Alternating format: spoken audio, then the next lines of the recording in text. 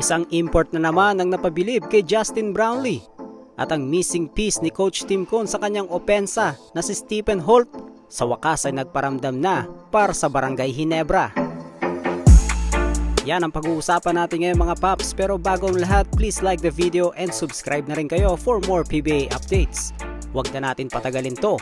Tara, let's go! Sa laban ng Barangay Ginebra kontra Terra Firma, isang pangalan na naman ang umingay at ito ay si Stephen Holt. Kung matatandaan sa mga nakaraang laro ay tila nawala siya sa opensa at depensa. Parang hindi na siya ramdam sa loob ng court. Pero kagabi, ibang usapan na. Nagpakawala si Stephen Holt ng 17 points, 4 rebounds at 4 assists.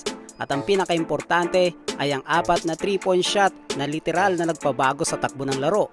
Dikita ng laban sa simula pero pagdating ng third quarter, doon na nagsimulang uminit si Holt. Sunod-sunod ang kanyang tres at doon nang tuluyan nag-shift ang momentum pabor sa Ginebra. At dito mo makikita kung gaano kaimportante ang isang shooter na may kumpiyansa. At syempre mga paps, hindi lang basta magandang laro ito para kay Holt. Malaking bagay din to para sa Ginebra bilang isang team.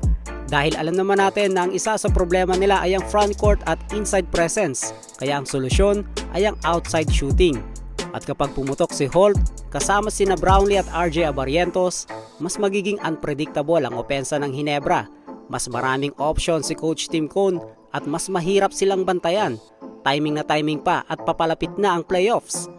Samantala, kahit natalo ay hindi maiwasang humangan ang Terra Firma import na si Mubashir Ali kay Justin Brownlee. Humahanga siya kay Justin hindi lang dahil sa scoring, kundi sa pagiging unselfish player nito. Aminado din siya na hindi niya inaasahan ng lakas ng Ginebra, lalo na sa labas. Bad timing talaga ang Terra Firma dahil sa game pa nila pumutok itong si Stephen Holt. Kaya naman na-overwhelm talaga itong si Mubashir Ali sa shooting ability ng Ginebra as a team. Pero ang tanong mga paps, kung tuloy-tuloy ang init ni Stephen Holt at steady ang liderato ni Brownlee, kaya bang dalhin ang Ginebra to hanggang championship? At para sa'yo, si Holt ba ang magiging X-factor ng Ginebra sa playoffs? Comment lang sa baba at babasahin natin yan. Kung nagustuhan mo ang ating video ay please like and subscribe for more PBA updates. This is Gel Pops TV. See you again para sa ating next video. God bless!